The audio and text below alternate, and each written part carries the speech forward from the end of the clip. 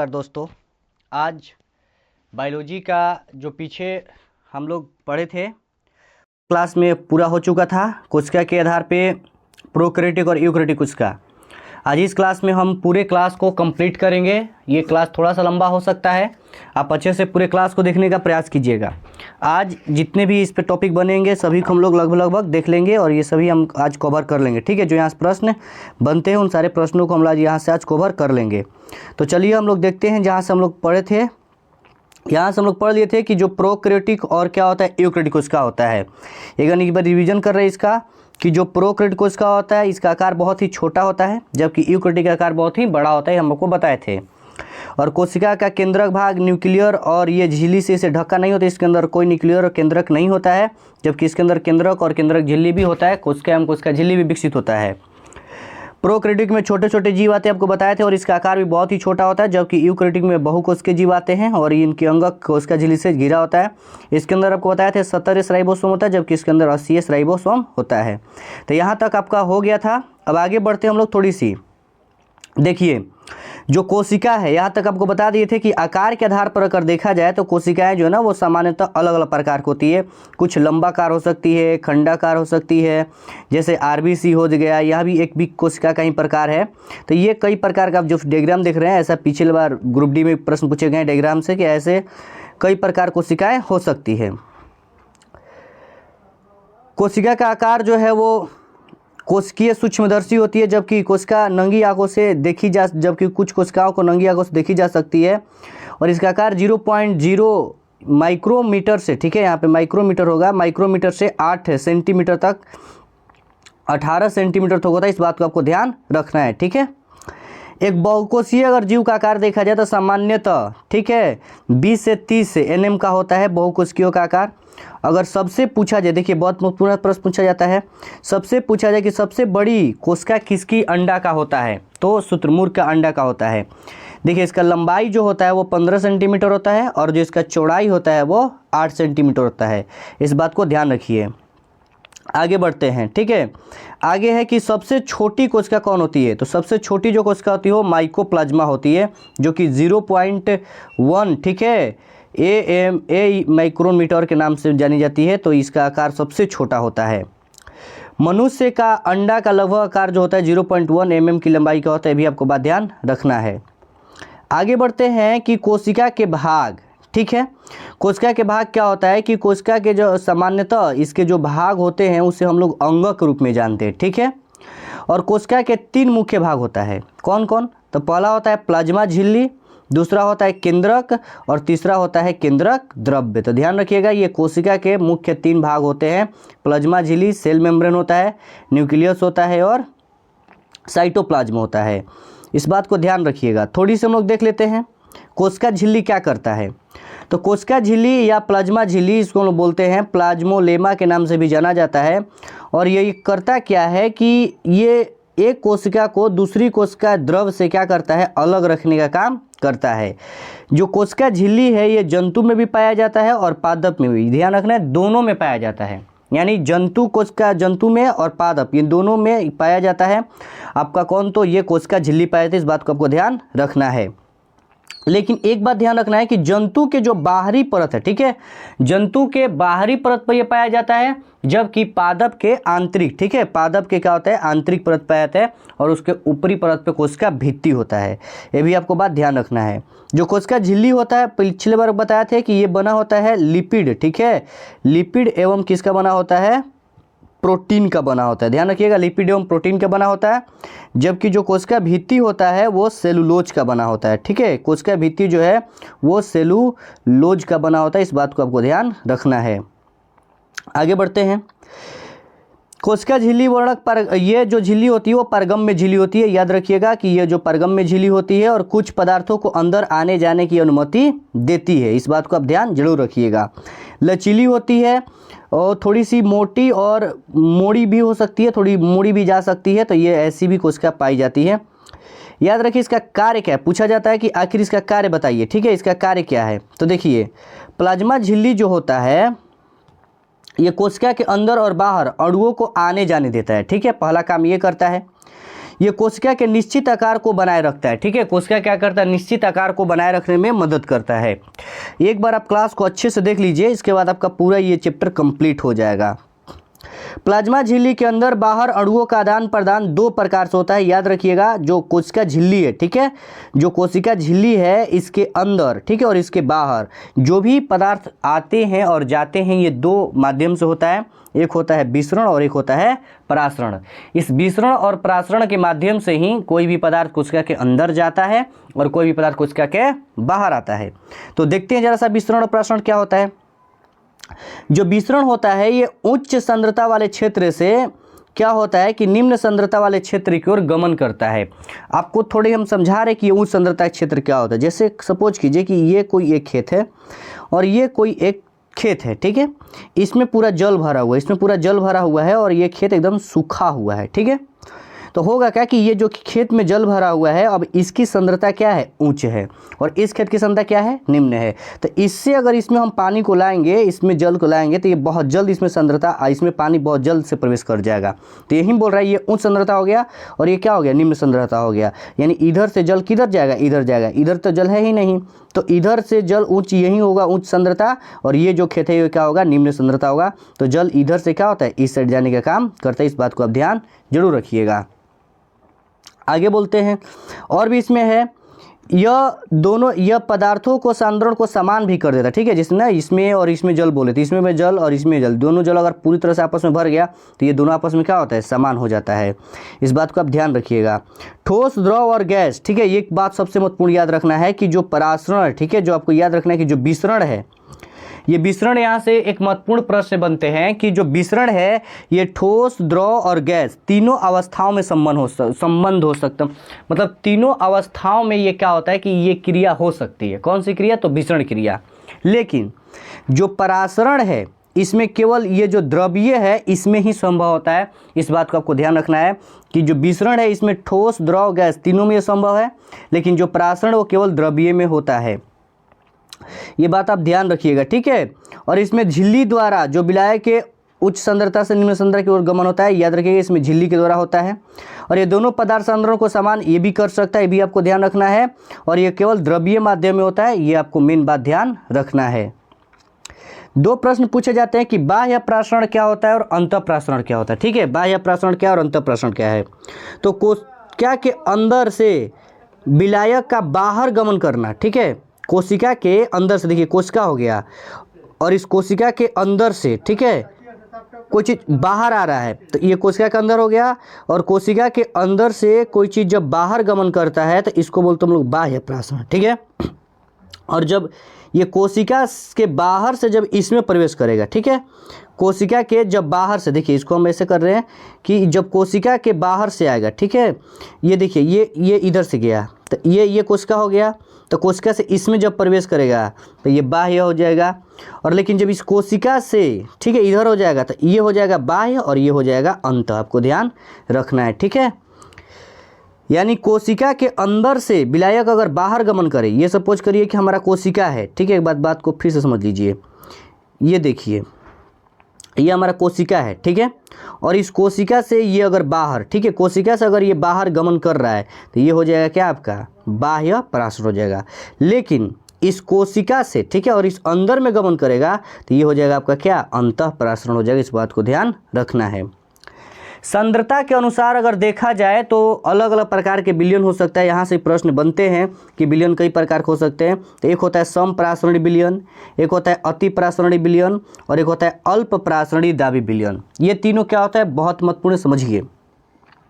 जब कोशिका के अंदर व बाहर की सांद्रता समान हो जाए, ठीक है, देखिए हम आपको समझा रहे हैं।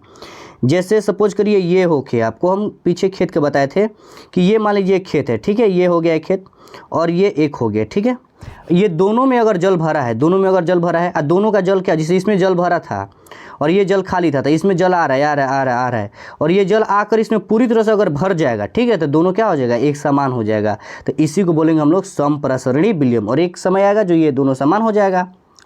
और एक होता है अति प्रासरणी, यानी कोशिका के अंदर की सांद्रता बाह्य द्रव की सांद्रता से क्या हो, अधिक हो, तो कोशिका के अंदर से जल बाहर निकल जाता है। कभी क्या होता है कि कोशिका के कह रहा है कि जो अंदर की सांद्रता है, ठीक है, देखिए अंदर की सांद्रता अगर क्या हो जाएगी, ज़्यादा हो जाएगी, तो जब अंदर की सांद्रता इसकी ज़्यादा हो जाएगी तो बाहर क्या होगी, निकलेगी। अंदर की सांद्रता अगर ज़्यादा हो जाएगी तो बाहर क्या होगी, निकलेगी। तो इसी को बोला जाता है अति परासरण, ठीक है, अति परासरणीय विलयन। और अगला कह रहा है कि जब कोशिका के बाहर के विलयन की सांद्रता कम हो जाएगी तो उसे हम लोग बोलते हैं अल्प परासरण, ठीक है। क्या होता है अल्प परासरण, और इसमें कोशिकाएं क्या हो जाएगी, फूल जाएगी। इस बात को आपको ध्यान जरूर रखना है। आगे देखते हैं थोड़ी सी कोशिका भित्ति, ठीक है। बताए थे कि पादप में पाई जाने वाली सबसे बड़ी जो झिल्ली होती है बाहरी, इसको बोलते हैं हम लोग कोशिका भित्ति बोलते हैं, जो जंतु कोशिका में अनुपस्थित होती है। क्या होती है, जंतु कोशिका में अनुपस्थित होती है। ये सिर्फ और सिर्फ किस में होती है, तो पादप में होती है। और किसकी बनी होती है, तो ये सेलुलोज की बनी होती है। आपको ध्यान रखना है कि किसकी बनी होती है, तो सेलुलोज की बनी होती है, ठीक है, ध्यान रखिएगा। ये मोटी हो सकती है, शाखित हो सकती है, आजीविक संरचना और सेलुलोज की बनी होती है, आपको बता दिए। और कोशिका भित्ति, ठीक है, कोशिका मध्य भित्ति एक दूसरे से क्या होती है, जुड़ी होती है। ये भी ध्यान आपको रखना है। देखिए ऐसा ये फिगर देख रहे हैं, यही है कोशिका भित्ति है, ठीक है। ये कोशिका क्या है, भित्ति है। इसका कार्य पूछा जाता है, तो कोशिका भित्ति कार्य है कि कोशिका का संरचना प्रदान करना, ठीक है, इसे मजबूती देना और आपस में अणुओं को बांध के रखना और इसके मरम्मत करना, और मरम्मत करने की पुनः क्षमता देती है। वो कौन देती है, तो कोशिका भित्ति देती है। इसके बाद दूसरा जो पार्ट था हम लोग का वो था केंद्रक। कोशिका का 3 पार्ट था, एक था आपका प्लाज्मा झिल्ली हो गया, दूसरा हो गया केंद्रक, और तीसरा हो गया केंद्रक द्रव। तो दूसरा पार्ट देखते हैं केंद्रक। देखिए केंद्रक जो होता है ना, इसके अंदर कई सारा होता है। इसे कोशिका का सबसे महत्वपूर्ण अंग कहा जाता है। और ये भी कहा जाता है कि जो केंद्रक है वो कोशिका के सभी भागों को क्या करती है, नियंत्रित करके रखने का कार्य करती है। अर्थात इसे हम लोग कोशिका का मस्तिष्क बोलते हैं, ठीक है। क्वेश्चन पूछा जाता है कि कोशिका का मस्तिष्क किसको कहा जाता है, तो वो केंद्रक को ही कहा जाता है। इस बात को आप ध्यान रखिएगा, कोशिका का मस्तिष्क कहा जाता है। देखिए कोशिका का केंद्र यानी हेड क्वार्टर कहा जाता है इसे, ठीक है। केंद्रक का जो खोज था वो 1831 ईस्वी में रॉबर्ट ब्राउन ने किया था। ये भी आपको ध्यान रखना है कि केंद्रक खोज रॉबर्ट ब्राउन ने किया था। यूकैरियोटिक कोशिका जो होता है वो पीछे बताया आपको कि यूकैरियोटिक कोशिका में क्या होता है, केंद्रक स्पष्ट रूप से दिखाई देता है, जबकि प्रोकैरियोटिक कोशिका में वो दिखाई नहीं देता है या मौजूद नहीं रहता है। इसके ऊपर भी देखिए केंद्रक के ऊपर ना एक पतली सी झिल्ली होती है। केंद्रक के ऊपर पतली सी क्या होती है, झिल्ली होती है, जिस झिल्ली को हम लोग केंद्रक झिल्ली बोलते हैं, ठीक है। न्यूक्लियर मेम्ब्रेन कहा जाता है। इस बात को आपको ध्यान रखना है। केंद्रक द्रव के केंद्रकाय और क्रोमैटिन धागे के छोटे छोटे ऐसे क्रोमैटिन, देखिए ये देख रहे हैं ना, ये ऐसे छोटे छोटे इसके क्या बने होते हैं, धागे ये बने होते हैं, जिसमें डीएनए मौजूद होता है। क्या होता है, ये डीएनए, ठीक है। इसमें क्या होता है, डीएनए मौजूद होता है और यहाँ से अनुवांशिक गुणों का ये आगे बढ़ाने का कार्य करता है। अनुवांशिक गुणों को आगे बढ़ाने का ये काम करता है, यानी एक पीढ़ी से दूसरी पीढ़ी में अगर अनुवांशिक गुणों को ले जाने का काम करता है तो वो डीएनए ही करता है। इस बात को ध्यान रखिएगा, ठीक है। यहाँ से पूछता है कि एक पीढ़ी दूसरी कौन, तो वो डीएनए ले जाता है। इसके बाद आगे देखते हैं थोड़ी सी और, केंद्रक के कार्य क्या है। ये कोशिका के सभी उपाचय क्रियाओं को क्या करता है, नियंत्रित करता है। और ये आनुवांशिक सूचनाओं को एक पीढ़ी से दूसरे पीढ़ी में भेजने का काम करता है। तो ये बात महत्वपूर्ण है, ध्यान रखना है कि एक पीढ़ी से दूसरी पीढ़ी में देखने का काम कौन करता है, तो ये केंद्रक द्वारा ही होता है, जो उसके अंदर डीएनए होता है। और जो थर्ड हम लोग का पार्ट था वो था हमारा कोशिका द्रव्य, ठीक है। जो थर्ड था वो था कोशिका द्रव्य। द्रव इसमें अंगक तैरते रहते, ठीक है। कोशिका द्रव क्या होता है कि इसके अंदर ना तैरते रहते हैं। कोशिका का वह भाग जिसमें सभी अंगक, ठीक है, पाए जाते हैं, उसी को हम लोग कोशिका द्रव्य कहते हैं। देखिए ये हो गया हमारा, सपोज कीजिए कि ये हो गया हमारा, क्या हो गया, ये कोशिका द्रव्य हो गया, ठीक है। अब इसके अंदर होता क्या है कि इसके अंदर आपका लाइसोसोम है, राइबोसोम है, माइटोकॉन्ड्रिया है, अंतःप्राद्रव्य जालिका है, लवक है, ये सभी चीज़ इसी के अंदर पाए जाते हैं। किसके अंदर पाए जाते हैं, तो कोशिका द्रव्य के अंदर पाए जाते हैं। इस बात को आप ध्यान रखिएगा। कोशिका द्रव का वह भाग जिसमें कोशिका अंगक पाए जाते हैं, उसी को हम लोग कोशिका द्रव के नाम से जानते हैं, ठीक है। याद रखिएगा, जैसे इसमें सबसे पहले गल्जी उपकरण होता है। ये क्या होता है गल्जी उपकरण, देखिए गल्जी उपकरण जो है वो एक ऐसा चपटा, ठीक है, एक दूसरे के ऐसे समानांतर, देख रहे हैं जैसे एक चपटा और एक दूसरे के समानांतर पुटिकाओं का एक समूह पाया जाता है, जो एक दूसरे के ऊपर ऐसे क्या होता है, सजा होता है। इस बात को आपको ध्यान रखना है। और इसका खोज महत्वपूर्ण पूछा जाता है कि इसका खोज जो है वो कैमिलो गोल्जी ने किया था। ठीक है, कौन किया था? कैमिलो गोल्जी ने। और जो गोल्जी उपकरण है ये प्रोकैरियोटिक में आता है, स्तनधारियों में, आरबीसी में ये अनुपस्थित होता है। इस बात को आपको ध्यान रखना है। करता क्या है कि जब लिपिड बनने में ये सहायता करता है, ठीक है, लिपिड बनने में क्या करता है? सहायता करता है, एवं मध्य लेमिला बनने में भी ये मदद करता है। इस बात को भी आपको ध्यान रखना है। और मेलानिन संश्लेषण में ये सहायक होता है। जो त्वचा पे पाया जाता है मेलानिन, ठीक है, जिसके चलते कभी स्किन जो है ब्लैक हो जाता है, तो वो मेलानिन के सहायता में भी ये मतलब मदद करता है, उसको संश्लेषित होने में मदद करता है। तो वो कौन करता है? तो गोल्जी काय करता है। सबसे महत्वपूर्ण जो हमारा टॉपिक है और वो है हमारा माइटोकॉन्ड्रिया। इससे कई बार प्रश्न बने हुए हैं, समझिएगा माइटोकॉन्ड्रिया क्या होता है, यहाँ से कई बार प्रश्न बने हुए हैं। तो देखिए ये जो आप फिगर देख रहे हैं ये माइटोकॉन्ड्रिया है। ठीक है, ये क्या है? माइटोकॉन्ड्रिया है। इसके ऊपर भी एक पतली सी क्या होती है? झिल्ली पाई जाती है। ठीक है, ये प्रोकैरियोटिक में अनुपस्थित होता है। माइटोकॉन्ड्रिया जो होता है वो प्रोकैरियोटिक में क्या होता है? अनुपस्थित होता है, और यूकैरियोटिक में उपस्थित होता है। इसे कोशिका का ना पावर हाउस कहा जाता है। ठीक है, माइटोकॉन्ड्रिया को कोशिका का पावर हाउस कहा जाता है, क्योंकि अंदर में जितने भी ऊर्जा बनाने का काम करता है वो माइटोकॉन्ड्रिया ही करता है। आगे देखते हैं कि बाहरी परत पर चिकनी छिद्रित और अंत बहुत वलित और क्रिस्टी, ठीक है, इस पर एक क्रिस्टी होता है, इसमें ऐसे जो होता है ये क्रिस्टी मौजूद रहता है इस पर। ठीक है, माइटोकॉन्ड्रिया के जो महत्वपूर्ण कार्य होते हैं, तो इसका मुख्य कार्य है ऊर्जा को संचित करना। और ऊर्जा को क्या करता है कि एटीपी के रूप में, एडिनोसाइन ट्राइफॉस्फेट, ठीक है, इसके रूप में ये संचित करता है। और इसके अंदर एक मुख्य स्थान होता है क्रेब्स चक्र का। और जब क्रेब्स चलता है, चक्र चलता है, तो एक बार में 38 एटीपी, ठीक है, 38 एटीपी ऊर्जा का निर्माण होता है। इस बात को आपको ध्यान रखना है। इसमें राइबोसोम होता है, आगे भी इसको देखेंगे। यह अत्यंत छोटे गोला आकार में होता है, जो स्वतंत्र, ठीक है, स्वतंत्र रूप से कोशिका द्रव्य में पाया जाता है, और ये तैरता होता है। ठीक है, और इसे हम लोग आगे अंतःप्राद्रवी जालिका में भी देखेंगे। जो मुख्य यहाँ पर है अंतःप्राद्रवी जालिका, ठीक है, जिसको हम लोग बोलते हैं ईआर, इंडोप्लाज्मिक रेक्टिकुलम। ठीक है, इंडोप्लाज्मिक क्या होता है? रेक्टिकुलम होता है। ये झिल्ली युक्त नलिकाओं, ठीक है, जो ये होता है ये झिल्ली युक्त, ठीक है, ये झिल्ली युक्त नलिकाओं तथा सीट का विशाल तंत्र होता है, जिसका खोज जो है वो पोर्टर ने किया था। याद रखिएगा, अंतःप्राद्रवी जालिका जो होता है, इंडोप्लाज्मिक जो रेक्टिकुलम होता है, इसका खोज कौन किया था? तो पोर्टर ने किया था। यह प्रोकैरियोटिक कोशिका और स्तनधारी के, ठीक है, एरिथ्रोसाइट के अलावा सभी जीवों में पाया जाता है। यानी इनको छोड़कर, प्रोकैरियोटिक और एरिथ्रोसाइट को छोड़कर, इसके अलावा सभी जीवों में पाया जाता है अंतःप्राद्रवी जालिका। देखिए, अंतःप्राद्रवी जालिका जो होता है वो दो प्रकार का होता है। एक होता है चिकनी अंतःप्राद्रवी जालिका और एक होता है खुरदरी अंतःप्राद्रवी जालिका। तो समझते हैं यहाँ पे कि चिकनी अंतःप्राद्रवी जालिका क्या होता है और खुरदरी अंतःप्राद्रवी जालिका क्या होता है।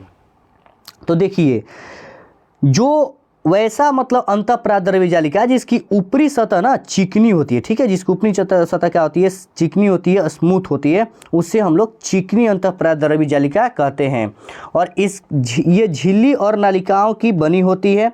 इसके अंदर लिपिड, सैकराइड इत्यादि बना होता है, इसको बात को ध्यान रखना है। लेकिन इसके अंदर राइबोसोम नहीं होता है, ठीक है, इसके अंदर राइबोसोम नहीं होता है। ये वसा को संश्लेषित करती है, ठीक है, किसको करती है? तो वसा को संश्लेषित करती है। साथ ही साथ कोशिका द्रव्य के कुछ भागों में प्रोटीन के परिवहन में मदद करती है, ठीक है, प्रोटीन के परिवहन में यह मदद करती है। जबकि जो खुरदरी होती है, सबसे महत्वपूर्ण बात याद रखना है कि इसके ये सतह जो होता है ऐसा खुरदरा होता है, इसका सतह ऐसा खुरदरा होता है। और जो ये खुरदरा भाग होता है, ठीक है, जो ये खुरदरा भाग है, इसको ही हम लोग क्या बोलते हैं? तो जो खुरदरा भाग है इसे हम लोग राइबोसोम कहते हैं। ध्यान रखिएगा कि जो अंतःप्राद्रवी जालिका का खुरदरी भाग है, इस खुरदरी भाग को राइबोसोम कहा जाता है। ये बात आपको ध्यान रखना है। अंतःप्राद्रवी जालिका का कुछ कार्य पूछा जाता है यहाँ से, वो समझ लीजिए। ये एक ऐसा अंगक होता है जो कोशिका के अंदर पदार्थों के केंद्र के बीच परिवहन के लिए ये नालिका बनाती है, ठीक है, कि केंद्र के बीच जो पदार्थ है वो जाए, उसके लिए नालिका बनाने का काम करती है। यह जो है अंगकों के बीच बायोकेमिकल क्रियाओं के लिए स्थान उपलब्ध कराती है। बायोकेमिकल जो क्रियाएं होती है उसके लिए स्थान उपलब्ध कराती है तथा वसा एवं अस्ट्रॉय और कोलेस्ट्रॉल को संश्लेषित करने में मदद करती है। जो इसके अंदर आपका स्मूथ होता है, ठीक है, जो स्मूथ एंडोप्लाज्मिक रेटिकुलम होता है वही क्या करती है, कोलेस्ट्रॉल और वसा को संश्लेषित करती है। और ये कोशिकाओं जो स्मूथ होती है ये विष और दवा के निवारण में भी महत्वपूर्ण भूमिका निभाती है। जो स्मूथ एंडोप्लाज्मिक रेटिकुलम होती है ये दवा के निवारण में महत्वपूर्ण भूमिका निभाती है। और मुख्य इसमें राइबोसोम, ठीक है, जो कि आपको बताए हैं हम कि राइबोसोम जो होता है वो हमारा रफ, ठीक है, RER रफ एंडोप्लाज्मिक रेटिकुलम का जो ऊपरी सतह होता है उस पर ही पाया जाता है। यहाँ से एक और महत्वपूर्ण प्रश्न पूछे जाते हैं। इसमें तीसरा अंग होता है लवक, ठीक है, समझिएगा। लवक जो होता है वो केवल पादप में पाया जाता है। लवक क्या होता है, केवल पादप में पाया जाता है। और जो लवक है ये जहाँ प्रश्न पूछे जाते हैं कि ये मुख्य 3 प्रकार का होता है, ल्यूकोप्लास्ट, क्रोमोप्लास्ट और क्लोरोप्लास्ट। जो ल्यूकोप्लास्ट होता है ये सफ़ेद होता है यानी रंगहीन होता है, ठीक है, और ये पेड़ पौधों के जड़ में पाया जाता है। इस बात को आपको ध्यान रखना है कि ये पेड़ पौधों के जड़ में पाया जाता है। जबकि जो क्रोमोप्लास्ट है ये लाल एवं भूरे रंग का होता है। जो क्रोमोप्लास्ट है वो लाल एवं क्या होता है, भूरे रंग का होता है। जो जड़, तना, पत्ती तीनों में पाया जाता है। जो जड़, तना और पत्ती तीनों में पाया जाता है। जो क्लोरोप्लास्ट है वो हरा होता है और ये ओनली फॉर केवल पत्ता में पाया जाता है। तो ये भी आपसे क्वेश्चन पूछ सकता है कि केवल पत्ता में कौन पाया जाता है, तो क्लोरोप्लास्ट पाया जाता है। आपने देखा होगा कि जो फूल होता है, जो फल होता है, तो फूल और फल के जो रंग होते हैं, फल पर हरा होता है, फिर धीरे धीरे करके वो अलग अलग रंग में बदलते जाता है। तो जो फल में रंग का चेंजिंग होता है वो इसी के चलते है, क्रोमोप्लास्ट के कारण ही होता है। इस बात को आपको ध्यान रखना है। और क्लोरोप्लास्ट जो कि सूर्य के प्रकाश की उपस्थिति में जल को विखंडित प्रकाश को ऑब्जर्व करता है और जल को विखंडित करने में मदद करता है, तो वो आपका क्लोरोप्लास्ट करता है। यहाँ से एक और सबसे महत्वपूर्ण यहाँ से टॉपिक पूछे जाते हैं और वो है आपके लाइसोसोम, ठीक है, ध्यान रखिएगा। ये क्या है, लाइसोसोम। लाइसोसोम क्या होता है कि ये जो लाइसोसोम है इसका खोज किया था डी डुब्बे ने, ठीक है, इसका खोज किया था डी डुब्बे, याद रखिएगा, इसका खोज किया था डी डुब्बे ने। ये गल्जी के उपकरण पुटिकाओं के एंजाइम के रूप में गठित होता है और इसका आकार जो है वो आकार जो है निश्चित नहीं होता है, ठीक है, इसका आकार जो निश्चित नहीं होता है। और जंतु कोशिका और पादप कोशिका ये दोनों में पाया जाता है। लाइसोसोम है वो जंतु में और पादप में दोनों में पाया जाता है। इसका जो मुख्य कार्य है वो सफाई करना, जैसे घर का कार्य सफाई करने के लिए झाड़ू होता है, उसी प्रकार कोशिकाओं को साफ करने का जो मुख्य काम करता है वो कौन करता है, लाइसोसोम करता है। इस बात को आपको ध्यान रखना है। और ये क्षतिग्रस्त, ठीक है, कोशिकाएं जो क्षतिग्रस्त हो जाती है तो यानी जब ये फटता है, ठीक है, तो इसमें लाइसोजाइम नामक एक एंजाइम पाया जाता है। और उस लाइसोजाइम एंजाइम के पाए जाने के कारण जब ये फटता है तो ये कोशिकाओं को तो नष्ट करता ही करता है, प्लस में ये खुद की कोशिकाओं को भी नष्ट कर देता है। इसीलिए इसे आत्मदाह का थैला भी कहा जाता है। तो इस बात को आप ध्यान जरूर रखिएगा। और लास्ट हमारा टॉपिक यहाँ से है कि पादप कोशिका और जंतु कोशिका, ठीक है, दोनों में अंतर क्या है। तो देखिए पादप कोशिका जो होता है इसमें प्रकाश संश्लेषण होता है और इसके अंदर क्लोरोप्लास्ट होता है, जबकि जंतु कोशिका के अंदर क्लोरोप्लास्ट नहीं होता है, क्योंकि जंतु कोशिका जो है वो अपना भोजन, ठीक है, स्व से नहीं बना पाता है, जबकि जो पादप कोशिका है वो अपना भोजन स्वयं बना लेता है। यानी पादप कोशिका स्वपोषी होता है जबकि जंतु कोशिका परपोषी होता है। पादप कोशिका में भित्ति पाई जाती है जबकि जंतु कोशिका में भित्ति नहीं बल्कि कोशिका झिल्ली पाई जाती है। इस बात को आपको ध्यान रखना है। लाइसोसोम इसके अंदर नहीं पाया जाता, ठीक है, पादप कोशिका के अंदर लाइसोसोम नहीं पाया जाता है जबकि जंतु कोशिका के अंदर लाइसोसोम पाया जाता है। इसकी जो कोशिकाएं हैं वो अलग अलग हो सकती है, चतुर्भुजाकार हो सकती है, इसके अंदर गल्जी उपकरण उपस्थित नहीं होता है, जबकि पादप जंतु के अंदर गल्जी उपकरण उपस्थित होता है और इसकी कोशिका जो है विभिन्न प्रकार की हो सकती है। अब देखिए ये पादप उत्तक है और ये आपका क्या है, जंतु उत्तक है। तो इस तरह से दोस्तों मैंने आपको पूरा का पूरा वीडियो में कंप्लीट करा दिया। आप एक बार अच्छे से इस वीडियो को पूरा धैर्य से जरूर देख लीजिए। अब नेक्स्ट वीडियो में हम इसका पूरा ऑब्जेक्टिव आपको करा देंगे। इससे जितना भी ऑब्जेक्टिव बनता है उतना ऑब्जेक्टिव आपको हम करा देंगे। तो आप वीडियो को एक बार अच्छे से